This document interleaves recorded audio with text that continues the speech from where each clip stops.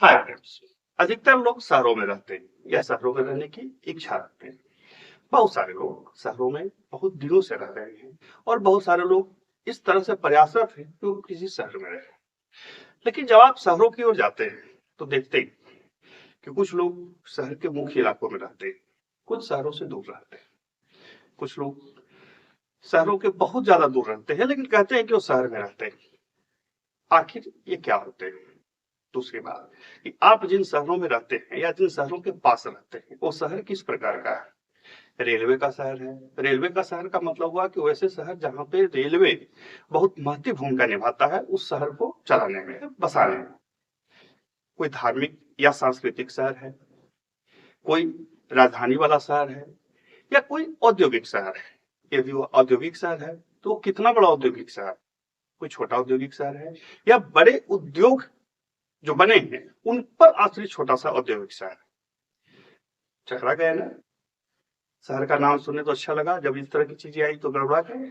चलिए, मैं अब से आपका अपने इस YouTube channel the omega classes में स्वागत करता हूँ। आज हम शहरीकरण को समझेंगे। हालांकि मैं परिभाषित रूप से शहरीकरण को नहीं बता रहा हूँ। शहरीकरण का मतलब होता है कि जब गांव से लोग शहर की ओर जाने लगते हैं और शहर उद्योग धंधे या अन्य हेतु बढ़ने लगते हैं तो उसे शहरीकरण कहा जाता है। लेकिन ये इतनी आसान भी नहीं होती है। ध्यान रखिए, यह इतनी आसान भी नहीं होती है। क्या होती है? इन्हीं सब चीजों को हम इसे समझेंगे। जब आप इस वीडियो को देखेंगे तो आप ये जान पाएंगे कि हम जो शहरीकरण को आज पढ़ रहे हैं या आज हम जिस शहरों में रह रहे हैं या हम जिस शहरीकरण के दौर में रह रहे हैं, ये ऐतिहासिक रूप से यानी कि ह्यूमन सिविलाइजेशन में ये कौन सा दौर है। पहला दौर है, दूसरा दौर है, तीसरा दौर है, चौथा दौर है।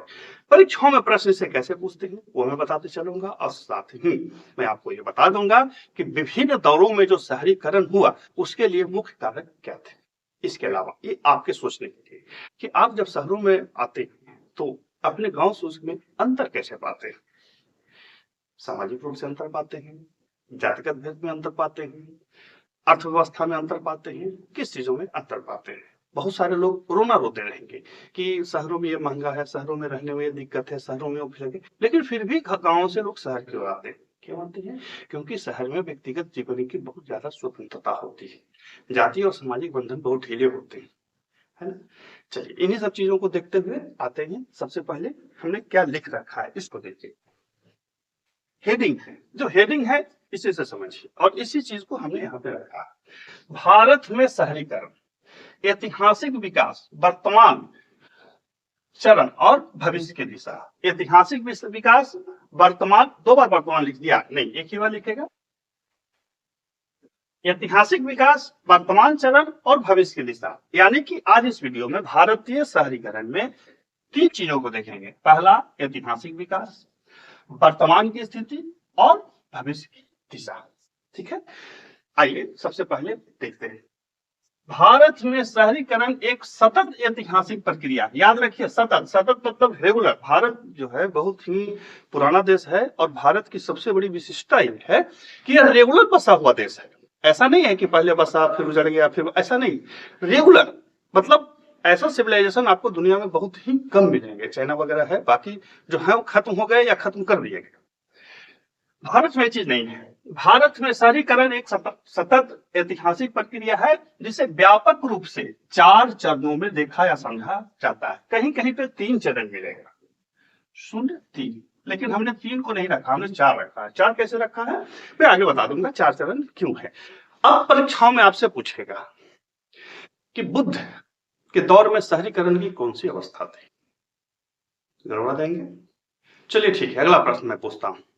भारत में इस्लामिक शासन के साथ, इस्लामिक शासन जब भारत में प्रारंभ हुआ, या वैसे लोग जो जिन्हें इस्लाम मानते थे और उन्होंने जब भारत में अपने शासन शुरू की तो शहरीकरण का कौन सा दौर प्रारंभ हुआ?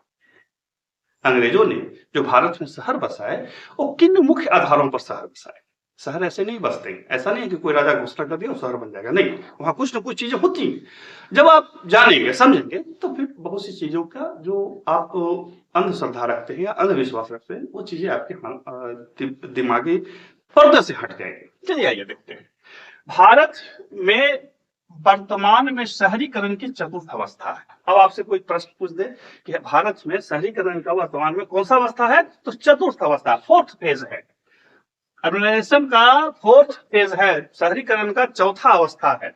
तो भाई पहला क्या था, प्रथम चरण। देखिए मैंने ऐसा नहीं मैं बहुत बड़ा वीडियो बना रहा हूं, छोटा वीडियो, 10 मिनट 12 मिनट का वीडियो है, उसी में प्रथम चरण जो शहरीकरण का था वो सिंधु सभ्यता थी। आप कमेंट कीजिएगा कि सिंधु सभ्यता में सबसे बड़ा शहर, सिंधु सभ्यता में सबसे बड़ा शहर कौन था, कमेंट कीजिएगा। यह शहरीकरण की प्रथम अवस्था थी जो आज से लगभग 2500 ईस्वी पूर्व थी। यह भारत की प्रथम शहरीकरण अवस्था थी, या जिसको प्रथम नगरीकरण भी कहते हैं, अर्बनाइजेशन भी जिसको बोला जाता है। यह सभ्यता कृषि अधिशेष एवं लंबी दूरी व्यापार के कारण इस स्तर पर आया। अब आपसे यही सवाल पूछेगा, एसएससी वाला तो पूछे ना पूछे, पीसीएस वाला तो जरूर पूछ लेगा। ठीक है, एसएससी वाला ना भी पूछ सकता है, उसका रहता है कि भाई नहीं पूछो, लेकिन पीसीएस वाला जरूर पूछ लेगा। पीसीएस वाला पूछेगा कि भारत में प्रथम शहरीकरण को आने का मूल कारण क्या था, तो कृषि अधिशेष एवं लंबी दूरी के व्यापार। देखिए शहरीकरण इस बात का द्योतक होता है कि वहां पे अधिशेष बहुत ज्यादा हो रहा है। अधिशेष मतलब जो व्यापार है, जो वाणिज्य हो रहा है या जो कृषि है, वो इतना अन्न पैदा कर रही है कि उस शहर को पोष सके। आप जब शहर में जाते हैं तो शहर में खेती होता है, नहीं होता है। शहर के आसपास की कृषि जो होता है वो शहर को पालता है, तो वो इतनी ज्यादा होनी चाहिए कि शहर को चला सके। आप समझ रहे हैं ना, शहर में सारी चीज तो बाहर से आते हैं, अनाज बाहर से आता है, पानी बाहर से आता है, सारा चीज। अब तो हवा भी बाहर से आने लगा है। खैर, तो भारत में शहरीकरण की जो प्रथम अवस्था थी या प्रथम चरण था वो सिंधु सभ्यता थी, जो कृषि अधिशेष एवं लंबी दूरी के व्यापार पर के आधार पर बनी हुई थी। विकसित जल निकास प्रणाली एवं ग्रिड पैटर्न इसकी मुख्य विशेषता थी। अब आपसे यहां से सवाल पूछेगा कि सिंधु घाटी सभ्यता में जो शहर बसे थे वो किस आधार पर बसे थे, तो कृषि अधिशेष एवं लंबी दूरी। उनकी विशेषता क्या थी, विकसित जल निकास प्रणाली एवं ग्रिड पैटर्न। और ये पूरी दुनिया में, और आज भी भारत में या दुनिया में भी जो शहर बसते हैं लगभग इसी तरह से बसाए जाते हैं। सोचिए 2,500-3,000 साल पहले लोगों ने कैसे इस चीज को बनाया। इंटरेस्टिंग, ये सवाल आपसे पूछेगा। अब देखते हैं आगे के चीजों को। अब देखते हैं दूसरा और तीसरा चरण को भी। ये दूसरा तीसरा चरण क्या था, देखिए एसएससी में, स्टेट वाले में और उससे ऊपर बड़े परीक्षाओं में प्रश्न एक ही तरह के रहते हैं, थोड़ा सा स्तर अलग अलग हो जाता है। चलिए आइए दूसरा चरण को देखते हैं। दूसरा या द्वितीय चरण, इस चरण को महाजनपद काल या बौद्ध काल भी कहा जाता है। 600 ईस्वी भारत में शहरीकरण की द्वितीय अवस्था महाजनपद काल या बौद्ध काल थी, जो 600 ईस्वी पूर्व के आसपास में उत्पन्न हुई। बुद्ध जब उत्पन्न हुए थे, महावीर जब उत्पन्न हुए थे, तो नगरीकरण अच्छा खासा हो चुका था। उस समय के जो नगर हैं, जैसे पाटलिपुत्र हो गया, वैशाली हो गया, कौशाम्बी हो गया, इस तरह के नगर बने थे। 16 महाजनपद थे, 16 के शहर जो हैं आज लगभग एक अच्छे खासे शहर बने हुए हैं, नगर बने हुए हैं। ठीक है, हालांकि वो अपने प्रासंगिकता लगभग हो चुके हैं। यह दूसरे शहरीकरण के नाम से जाना जाता है। बौद्ध काल को दूसरा शहरीकरण, एकदम याद रखिएगा, ये एकदम ऐसे ही पूछेगा। इस दूसरे शहरीकरण के नाम से जाना जाता है बौद्ध काल को। पाटलिपुत्र, वैशाली, कौशाम्बी इसके उदाहरण है, हमने उदाहरण दे रखे हैं। अब आप अपने पास वाले शहर को देखिएगा कि वो किस दौर का शहर है। अब बस दूसरे शहरीकरण हुआ क्यों, तो लौह तकनीक, याद रखिए लौह तकनीक ने कृषि में बहुत महत्वपूर्ण भूमिका निभाई। लौह तकनीक आने के कारण क्या हुआ, कृषि उत्पादन का एक बढ़ गया। याद रखिए बुद्ध की जो शिक्षाएं हैं, कथाएं हैं, महावीर की जो शिक्षाएं कथाएं हैं, पूरी दुनिया में धर्म उसी समय उत्पन्न हुआ। क्यों, क्योंकि अधिशेष बहुत ज्यादा हो रहा था। अब मानव के पास बैठ के खाने लायक धन हो रहा था या अनाज हो रहा था। जब बैठ के खाया तो बैठ के सोचा, जब बैठ के सोचा तो बहुत सारी चीजें उत्पन्न हुई। धर्म उत्पन्न हुआ, अधर्म उत्पन्न हुआ, धार्मिक ग्रंथ बने। अब पूरी दुनिया में, ऐसा नहीं है कि भारत में, पूरी दुनिया में यही चीजें चली, कहीं कुछ आगे कहीं कुछ पीछे। इतिहास को ऐसे ही समझा पढ़ा जाता है। कृषि उत्पादन में वृद्धि, सिक्का के आधार पर बनी अर्थव्यवस्था ने इसमें व्यापक योगदान दिया। अब देखिए हम लोग जो हड़प्पा सभ्यता पढ़े थे उसमें क्या था, कृषि एवं लंबी दूरी के व्यापार। लेकिन अब यहाँ है लौह तकनीक, कृषि उत्पादन में वृद्धि, सिक्का के आधार पर बनी अर्थव्यवस्था, ये 3 चीजें इसको प्रभावित कर रहे हैं। ध्यान रखिएगा, यह चरण राजनीतिक केंद्रीकरण और वाणिज्यिक विस्तार से जुड़ा है। स्टेट वाला में पूछेगा, दरोगा वाला में पूछ लेगा, पीसीएस में पूछ लेगा कि द्वितीय चरण में आप क्या चीज जुड़ा हुआ था, क्या चीज नहीं जुड़ा हुआ था। तो राजनीतिक केंद्रीकरण, 16 जनपद आए, 16 जनपद को मगध ने खा गया, खाना ही कहते हैं, सबको लपेट लिया, और पाटलिपुत्र भारत के शक्ति केंद्र बन गया और लगभग 1000 वर्षों तक पाटलिपुत्र भारत का शक्ति केंद्र बना रहा। उतना भी दिल्ली भी नहीं रहा, उतना भी कोलकाता भी नहीं रहा, वहां उतना भी कोई नहीं रहा जितना वो रहा उस दौर में, जब लोग एक गांव से दूसरे गांव जाने के लिए भी सोचा करते थे। यह चरण राजनीतिक केंद्रीकरण और वाणिज्यिक विस्तार से जुड़ा था। तीसरा चरण जो मध्यकालीन शहर बसे हैं, लगभग 1200 ईस्वी। भारत में शहरीकरण की तीसरी अवस्था 1200 ईस्वी के आसपास में उत्पन्न हुई।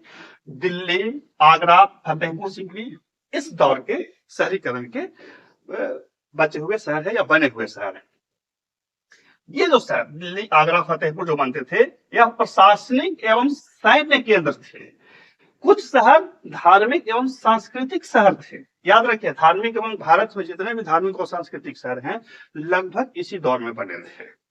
कुछ उससे पहले बन गए थे, जैसे उज्जैन वगैरह पहले बना था, लेकिन प्रक्रिया पूर्ण इसी दौर में हुई है। जितने भी भारत के आज मंदिरों में आप टूरिस्ट के रूप में जाते हैं, सब उसी दौर में आए थे। अब ये बात नहीं है कि राजाओं ने उसको संरक्षण दिया, ऐसा कुछ नहीं है। तकनीक जैसे जैसे बढ़ते गए, तकनीक पर जिस संगठन का, जिस समूह का, जिस धर्म का वर्चस्व रहा, वही चीजें बनी। जिनका नहीं रहा वो नहीं बना पाएंगे। पूरी दुनिया में ह्यूमन सिविलाइजेशन यही रही है। इसलिए इतिहास जब पढ़ें तो इस तरह की चीजों को जरूर ध्यान रखें कि जो कुछ बन रहा है तो बना क्यों, बनाने वाले कौन थे, क्या उनका पकड़ बिजनेस व्यापार में कहां तक था। यदि उनका पकड़ था तो आगे बढ़ेंगे, नहीं था तो नहीं होंगे। आज वर्तमान में ईरान अमेरिका युद्ध से देखिए, पूरी विश्व के अर्थव्यवस्था पर अमेरिका का पकड़ है, तो वहां तक घूस के मार रहा है उसको। बेचारा ईरान का नहीं है तो पिटा रहा है घर में बैठ करके। पूरी दुनिया में, पूरे ह्यूमन सिविलाइजेशन में ये सब चीजें चलती रही। यह साम्राज्यवादी संरचना पर बने शहर थे।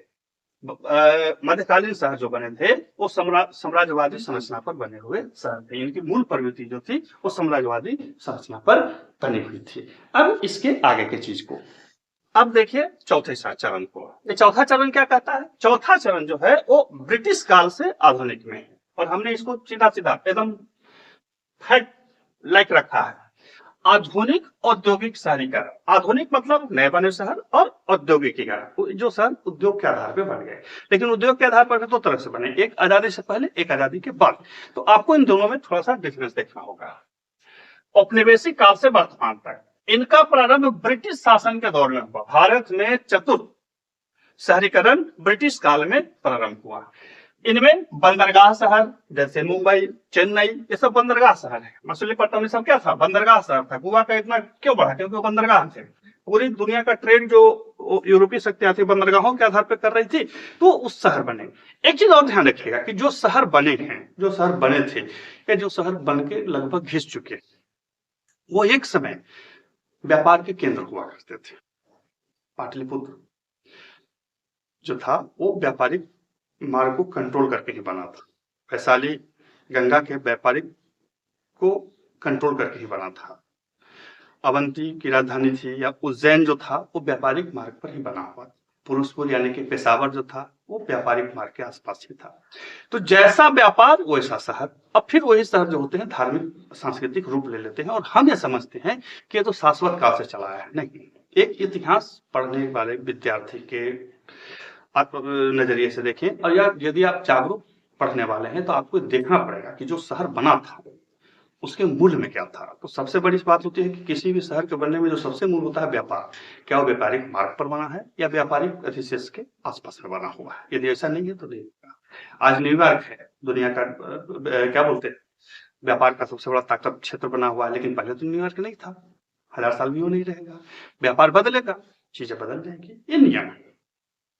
चलिए, तो बंदरगाह शहर मुंबई, चेन्नई। रेलवे एवं औद्योगिकरण। रेलवे के उद्योग के आधार पर भी बहुत सारे शहर बसे हुए हैं। आप आसपास में देखिए, अगला बगल में टुंडला है, न्यू कटनी जंक्शन है, आप जाएंगे सतना, ये सब सतना में तो अथी भी है, क्या बोलते हैं, सीमेंट उद्योग भी है, लेकिन रेलवे ने वहां महत्वपूर्ण भूमिका निभा दी।